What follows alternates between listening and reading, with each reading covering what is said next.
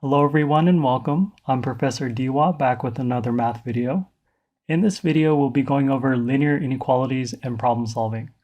Our objectives are to use interval notation and set notation, solve linear inequalities using the addition property of inequality, solve linear inequalities using the multiplication property of inequality, solve problems that can be modeled by linear inequalities. Okay, so let's get started. First, we have a few examples of linear inequalities in one variable. Our first example on the left uses the greater than or equal to symbol. We have 3x plus 5 greater than or equal to 4. Our next example uses the less than symbol. We have 2y less than 0. Our next example uses the greater than symbol. We have 3 times the parentheses, x minus 4, close parentheses, greater than 5x. Our last example utilizes the less than or equal to symbol. We have the fraction x divided by 3 less than or equal to 5. Next, we have the definition for a linear inequality in one variable. A linear inequality in one variable is an inequality that can be written in the form ax plus b less than c, where a, b, and c are real numbers and a is not equal to 0. Note that this definition also applies to all inequality symbols, so not just the less than symbol, but it also applies to the greater than symbol, greater than or equal to symbol, and the less than or equal to symbol. Alright, so let's move on. Next, we have a table which shows you how to convert back and forth between set notation and interval notation, as well as how to represent them graphically. The first one we have under set notation uses curly brackets. So inside the curly brackets, we have x, a vertical line. The vertical line means such that, so x such that x is less than a. So this means our solution are all of the values that are less than a. Representing this graphically, we have a on the middle of our number line. And on A, we have a parenthesis which opens up or faces towards the left. We highlight all of the values to the left of A. To represent this using interval notation, we write parentheses, negative infinity, comma A, close parentheses. So the next one we have under set notation, we have a set of curly brackets. We have x such that x is greater than A. So this means that our solution set are all of the values of x that are greater than a. To represent this graphically, we have a in the middle of our number line. We have a parenthesis on a which faces towards the right or opens to the right. And then we highlight all of the values to the right of a which go towards positive infinity. To write this in interval notation, we write parentheses a comma infinity, close parentheses. The next one we have under set notation, we have a set of curly brackets. Inside the curly brackets, we have x such that x is less than or equal to a. This represents that our solution would be all the values less than a, including the a value itself. Graphically, we have a in the middle. We put a bracket on a which faces towards the left, and then we also highlight all of the values to the left of a towards negative infinity. Writing this out using interval notation, we write parentheses, negative infinity, comma a, and then close bracket. The next one we have under set notation, we have a set of curly brackets. Inside the curly brackets, we have x such that x is greater than or equal to a. This represents a solution set which includes all of the values greater than a, including the a value itself. To represent this graphically, we have a in the middle. We have a bracket on the a, which faces towards the right, and then we highlight all of the values to the right of a going towards positive infinity. To write this using interval notation, we have a bracket, a, comma, infinity, and then close parentheses. The next one we have under set notation is a compound inequality, which is essentially just two inequalities put together. So we have a set of curly brackets. We have x such that a is less than x less than b. You could also read this as x greater than a and x less than b. This represents a solution set which includes all of the values that are in between a and b, but we don't include the values of a and b themselves. To represent this graphically, you can see here we have a and b on the graph, and on a we have a parenthesis, and on b we have a closed parenthesis, and then we just highlight everything in between a and b. To write this out in interval notation, we write parentheses, a comma b, close parentheses. Moving on to the next set notation, we have another compound inequality. We have curly brackets, and then inside the curly brackets we have x such that a is less than or equal to x, less than or equal to b. We could also read this as x greater than or equal to a, and x less than or equal to b.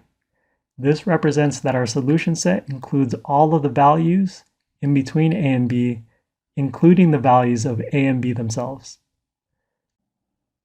To represent this on a number line, we mark off a and b.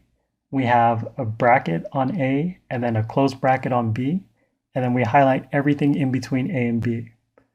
To write this out using interval notation, we have a bracket, a comma b, and then a closed bracket. The next one we have under set notation, we have a set of curly brackets, x such that a is less than x, less than or equal to b. We could also read this as x greater than a, and x less than or equal to b. This means that our solution set are all of the values in between a and b, not including the value of a, but we do include the value of b. On a number line, we go ahead and mark off the value of a and b. On a, we have a parenthesis. On b, we have a closed bracket, and then we highlight everything in between. To write this out using interval notation, we use parentheses, a comma b, closed bracket.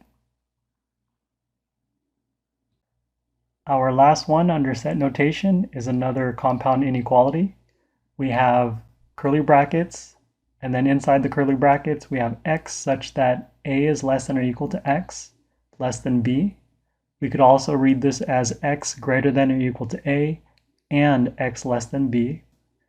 This represents a solution set which includes all of the values in between a and b, including the value of a, but not including the value of b.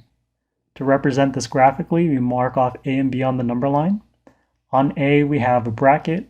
On b, we have a closed parenthesis, and then we highlight everything in between. To represent this in interval notation, we write bracket, a comma b, close parenthesis. Feel free to refer back to this table while working on the practice problems or on homework. In example number 1, graph each set on a number line and then write it in interval notation. For part A, we have a set of curly brackets. Inside the curly brackets, we have x such that x is greater than or equal to 2. So what we need to do here is graph this on a number line. So on the number line, I marked off the values 1, 2, and 3. 2 is in the middle, and on 2, we use a bracket which opens up towards the right. And then we just highlight all of the values to the right of 2 going towards positive infinity. To write this using interval notation, we write bracket, 2 comma infinity, close parentheses. For part B, we have a compound inequality. We have a set of curly brackets. Inside the curly brackets, we have x such that 0.5 less than x, less than or equal to 3. We could also read that as x greater than 0.5 and x less than or equal to 3. Next, we need to graph this on a number line. So I marked off the values 0, 1, 2, 3, and 4. And halfway between 0 and 1 would be 0.5. So at that location, I put a parenthesis which faces towards the right. And then on 3, I put a bracket which faces towards the left.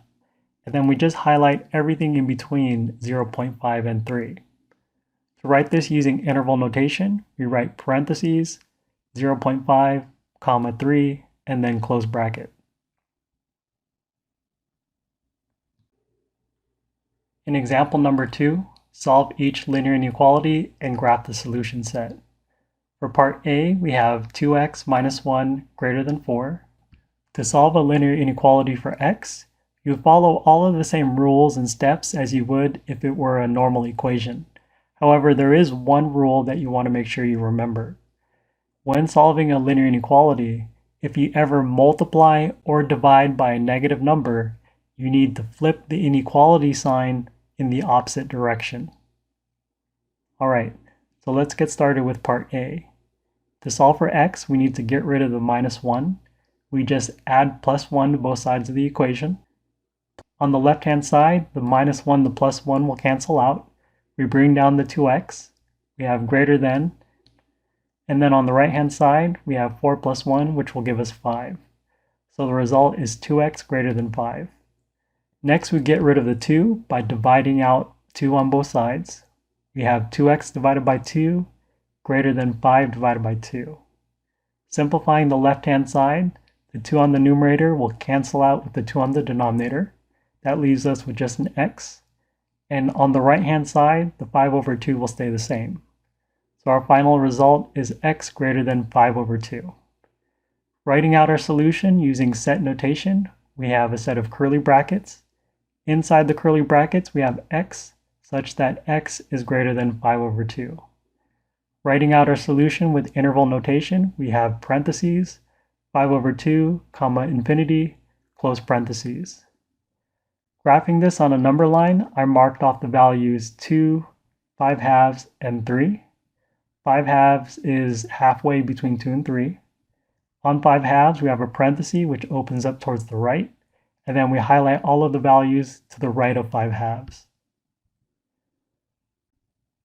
Moving on to part B, we have the inequality 1/2 times the parentheses z minus 3, close parentheses, minus parentheses 2 minus z, close parentheses, less than or equal to 1.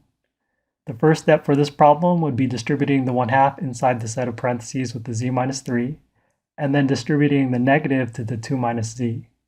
If we do the distribution, we get 1/2 z minus 3 halves minus 2 plus z less than or equal to 1.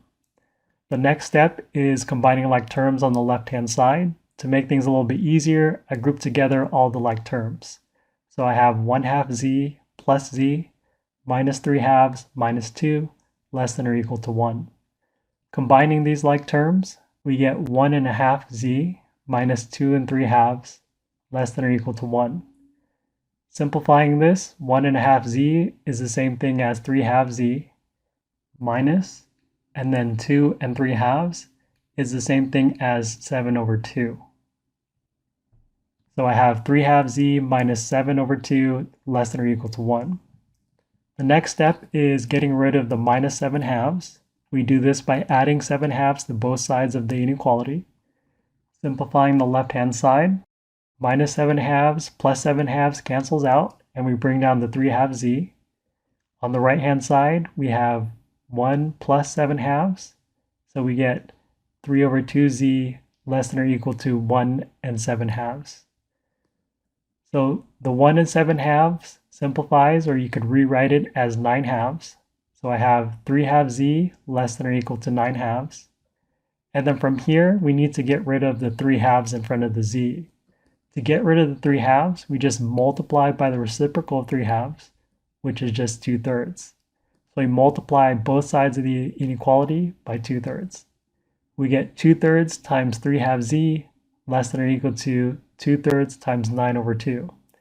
Simplifying the left-hand side, we get that the 2/3 and the 3 halves will cancel out and leave us with just the z. On the right-hand side, we have 2/3 times 9 halves will result in 3. So we have z less than or equal to 3. Writing our answer in set notation, we have a set of curly brackets. Inside the curly brackets, we have z such that z is less than or equal to 3. For interval notation, we write parentheses, negative infinity, comma 3, close bracket. Graphing our solution on a number line, I marked off the values -3, 0, and 3. And then on 3, I have a bracket which faces towards the right. And then I highlighted everything to the right of 3, going towards negative infinity. Next, we have a practice problem. Solve each linear inequality and graph the solution set. For part A, we have the inequality 3x plus 2 less than 3. For part B, we have the inequality 1/3 times parentheses 3 minus 2z close parentheses minus parentheses z minus 2 close parentheses greater than or equal to -2. Alright, so go ahead and pause the video, try out these problems, and then check back with the video to see the solutions.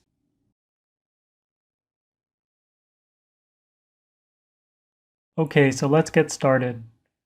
For part A, we need to solve for x.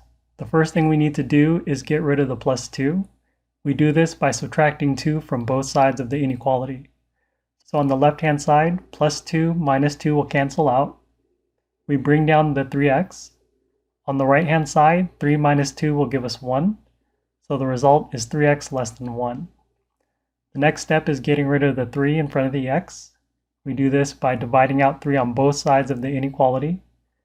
On the left-hand side, 3x divided by 3 will cancel out and leave us with an x. On the right-hand side, the 1 over 3 will stay the same. So we have x less than 1/3. From here, we could write our answer in set notation. We write curly brackets, and inside the curly brackets, we have x such that x is less than 1/3. To write our answer in interval notation, we write parentheses, -infinity, comma 1/3, close parentheses. To graph my solution on a number line, I marked off 0, 1/3, 2/3, and 1. At 1/3, I have a parenthesis which opens up towards the left, and then I mark off or I highlight everything on the number line to the left of 1/3. Moving on to part B, we need to solve for z. The first thing we need to do here is distribute the 1/3 inside the parentheses to the 3 and the -2z. Also, we need to distribute the minus sign inside the parentheses to the z and the -2. Doing the distributions, we get 1 minus 2/3 z minus z plus 2 greater than or equal to -2. The next step, I group together the like terms just to make things a little bit easier.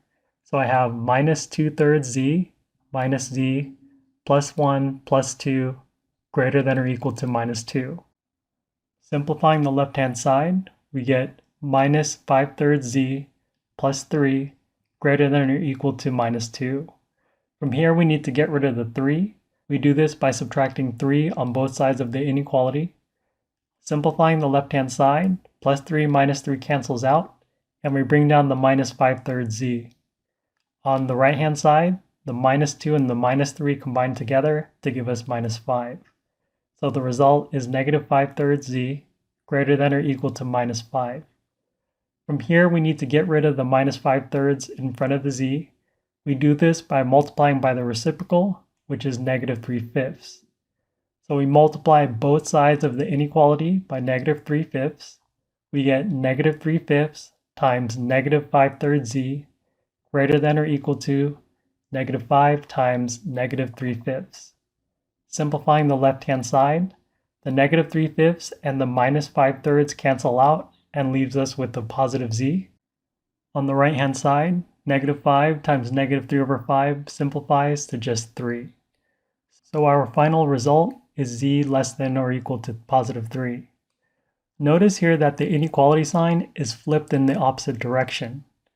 Remember, whenever you multiply or divide by a negative number, you flip the inequality sign in the other direction. Alright, so to write our answer using set notation, we use curly brackets. Inside the curly brackets, we write z such that z is less than or equal to 3. Writing our answer in interval notation, we write parentheses, -infinity, comma 3, close bracket. To graph our solution, on the number line I marked off -3, 0, and 3. At +3, I have a bracket which faces towards the left, and I highlighted everything to the left of +3.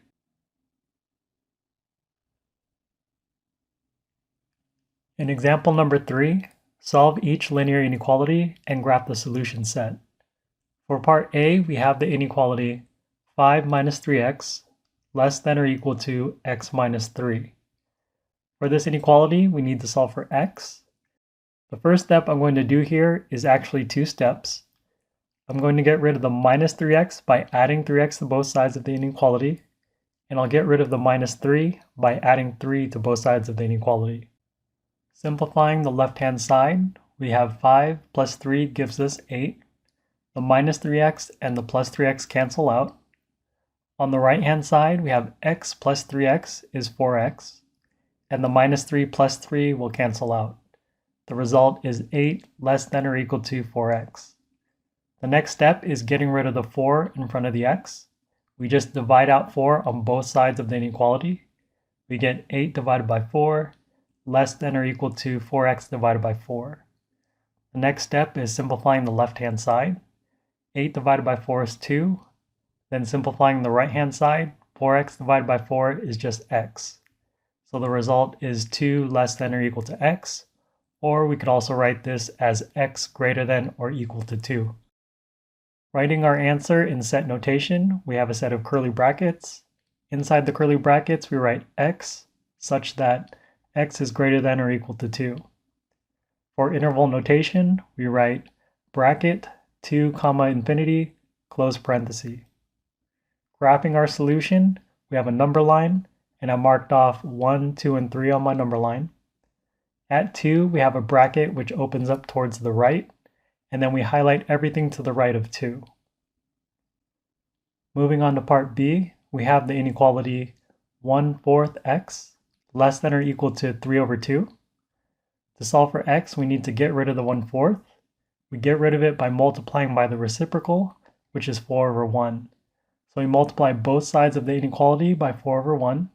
We get 4 over 1 times 1/4 x less than or equal to 3 over 2 times 4 over 1. Simplifying the left-hand side, 4 over 1 times 1/4 cancels out, and then we get an x. On the right-hand side, 3 over 2 times 4 over 1 will simplify to give us 6. So the final result is x less than or equal to 6. Our answer in set notation is written with curly brackets. Inside the curly brackets, we have x such that x is less than or equal to 6. In interval notation, we write parentheses, negative infinity, comma 6, close bracket. Graphing our solution, we mark off 5, 6, and 7 on a number line. At 6, we have a bracket which opens up towards the left, and then we highlight everything to the left of 6. Next, we have another practice problem. Solve each linear inequality and graph the solution set. For part A, we have the inequality 4 minus 3x greater than or equal to x plus 2. For part B, we have 1 over 6x less than or equal to 2 over 3. Alright, so go ahead and pause the video, try out these problems, and then check your answers with the video when you finish.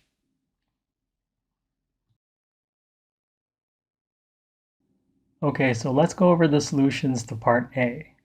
For part A, we need to solve the linear inequality for x. I'm going to do 2 steps at once.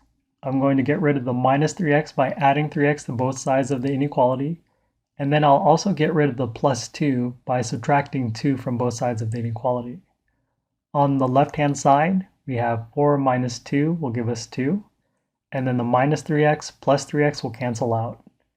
On the right-hand side, we have x plus 3x will result in 4x, and then the plus 2 and the minus 2 will cancel out. So we have 2 greater than or equal to 4x. From here, we need to get rid of the 4 in front of the x. To do that, we just divide both sides by 4. We have 2 divided by 4 greater than or equal to 4x divided by 4. On the left-hand side, 2 divided by 4 simplifies to 1/2. On the right-hand side, 4x divided by 4 simplifies to just x. So we get 1/2 greater than or equal to x. You could also write this as x less than or equal to 1/2. Writing our answer in set notation, we have a set of curly brackets, x such that x less than or equal to 1/2. And then in interval notation, we have parentheses, negative infinity, comma 1/2, close bracket. Next, we graph our solution set on a number line. So I marked off negative 1/2, 0, and 1/2 on my number line. And then at 1/2, I have a bracket which faces towards the left, and I highlighted everything to the left of 1/2 going towards negative infinity. Moving on to part B, we need to solve for x. First thing we need to do here is get rid of the 1 over 6. We do that by multiplying by the reciprocal, which is 6 over 1, or you could even just multiply by 6. So we get 6 over 1 times 1 over 6x less than or equal to 2 over 3 times 6 over 1. Simplifying the left-hand side, the 6 over 1 and the 1 over 6 will cancel out and leave us with just an x. On the right-hand side, we have 2/3 times 6 over 1 will result in 4. So we have x less than or equal to 4. Writing our answer in set notation, we have a set of curly brackets. Inside, we write x such that x is less than or equal to 4. Writing our answer in interval notation, we write parentheses, negative infinity, comma 4, and then close bracket. Graphing our solution on a number line, I marked off -4, 0, and 4. On +4, I put a bracket which faces towards the left, and we highlight everything to the left of 4, going towards negative infinity.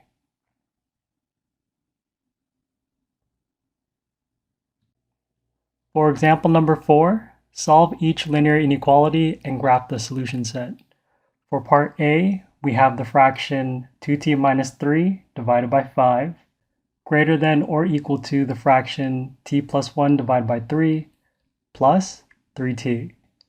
So you can see that this linear inequality is a little more complex because we have fractions. But just like with regular equations, to get rid of fractions, we multiply by the LCD. If we take a look at the first fraction, we have 5 in the denominator, and the second fraction, we have 3. The LCD for 5 and 3 would just be 15. So we multiply all the terms in our linear inequality by 15. So we get 15 times the fraction 2t minus 3 divided by 5 greater than or equal to 15 times the fraction t plus 1 divided by 3 plus 15 times 3t. Simplifying the left-hand side of the inequality, we start off with the 15 times the fraction 2t minus 3 over 5. We could do the division first between the 15 and the 5, and then just multiply by what's left over. So 15 divided by 5 will be 3, and then we just multiply by the 2t minus 3. On the right-hand side, we have 15 times the fraction t plus 1 over 3. Again, we could just do the division between the 15 and the 3, and then multiply by what's left over. So 15 divided by 3 will be 5, and then we multiply by the t plus 1. And for the last term, we have 15 times 3t. This will give us 45t. So the result will be 3 times the parentheses 2t minus 3, close parentheses, greater than or equal to 5 times the parentheses t plus 1, close parentheses, plus 45t. Next, we distribute the 3 inside the parentheses to the 2t minus 3, and we distribute the 5 inside the parentheses to the t plus 1. So if we do the distributions, we get 6t minus 9 greater than or equal to 5t plus 5, and then we bring down the plus 45t. The next step is combining like terms. We have like terms on the right-hand side of the inequality. We could add together the 5t and the 45t to get 50t, and then we could bring down everything else. So we get 6t minus 9 greater than or equal to 50t plus 5. Next, I'm going to do two steps at once. I'm going to get rid of the 6t by subtracting 6t from both sides of the inequality, and then I'll also get rid of the 5 by subtracting 5 from both sides of the inequality. Starting with the left-hand side, 6t minus 6t cancels out. Minus 9 minus 5 gives us minus 14. On the right-hand side, we have 50t minus 6t results in 44t, and the plus 5 minus 5 cancels out. So the result is minus 14 greater than or equal to 44t. From here, we could get rid of the 44 in front of the t by dividing both sides by 44.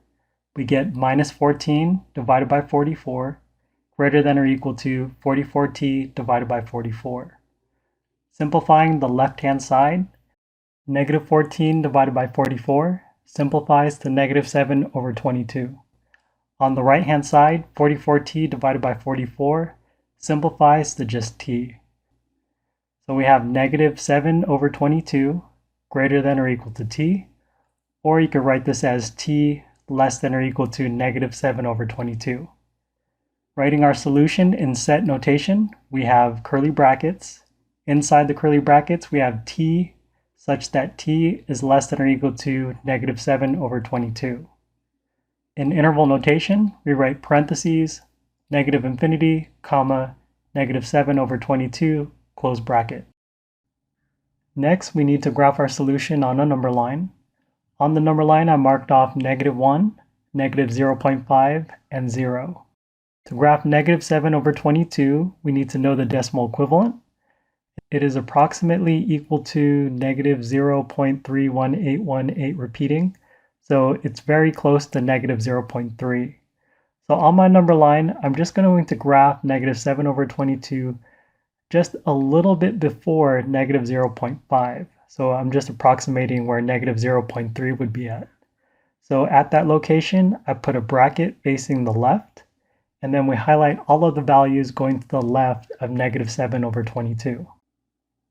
Moving on to part B, we have negative, parentheses, x minus 3, close parentheses, plus 2, less than or equal to 3 times the parentheses, 2x minus 5, close parentheses, plus x. For this problem, we need to solve for x. The first thing I'm going to do is distribute the negative inside the parentheses to the x and the minus 3. And I'll also distribute the 3 inside the parentheses to the 2x minus 5. If we do the distribution, we have negative x plus 3, bring down the plus 2, less than or equal to, we get 6x minus 15, and then we bring down the plus x. The next step here is combining like terms. On the left-hand side, we could combine together the 3 and the 2 to get plus 5, and then we could bring down the minus x. And on the right-hand side, we could combine together the 6x and the plus x to get 7x, and then bring down the negative 15. So we get negative x plus 5 less than or equal to 7x minus 15. Next, we could do two steps at once. We could get rid of the minus x by adding x to both sides, and then we could also get rid of the minus 15 by adding 15 to both sides of the inequality. Simplifying the left-hand side, the minus x and the plus x cancel out. Plus 5 and plus 15 gives us 20. On the right-hand side, 7x plus x is 8x. And then minus 15 plus 15 cancels out. So the result is 20 less than or equal to 8x. Next, we get rid of the 8 in front of the x. We do that just by dividing both sides by 8.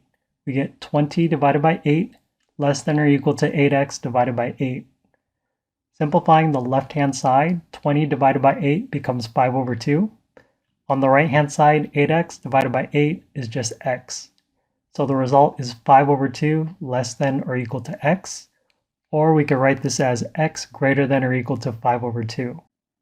To write our solution in set notation, we write out a set of curly brackets. On the inside, we have x such that x is greater than or equal to 5 over 2. In interval notation, we write out bracket 5 over 2, comma, infinity, close parentheses. Next, we need to graph our solution. So I marked off 2, 3, and 4 on my number line. Next, we locate 5 halves on the number line, which is halfway between 2 and 3. At 5 halves, we put a bracket facing the right, and then we highlight everything to the right of 5 halves on the number line. Next, we have example number 5. It states here to solve the word problem.